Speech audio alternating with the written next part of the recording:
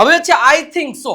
આ તમે ઘણા બધા બોલિવૂડ સિતારાઓ એનું ઇન્ટરવ્યુ આપતા હોય ને, એમાં આ શબ્દ તમે વારંવાર સાંભળ્યો છે. આઈ થિંક સો, આઈ થિંક સો, આઈ થિંક સો, પછી આખું વાક્ય બનતા હોય. તો એ આખું વાક્ય આપણે કઈ રીતે બનાવવું, હાલો શીખડાવી દો. કે હું એમ જ વિચારું છું, હું એમ જ વિચારું છું. જો હું એમ જ વિચારું છું, તો યસ આઈ થિંક સો.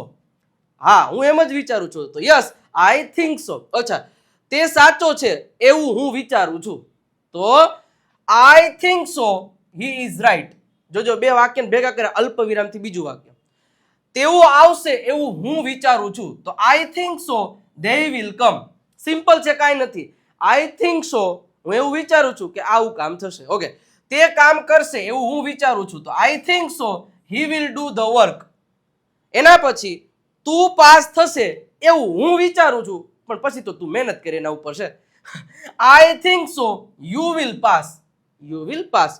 આ ફિલ્મ સારી હશે એવું હું વિચારું છું, પછી તો ભાઈ બટકી જાય તો ખબર ના પડે. તો I think so this movie will be good. This movie will be good એટલે આ મૂવી સારું હશે. એ અહીં આવે એવું હું વિચારું છું.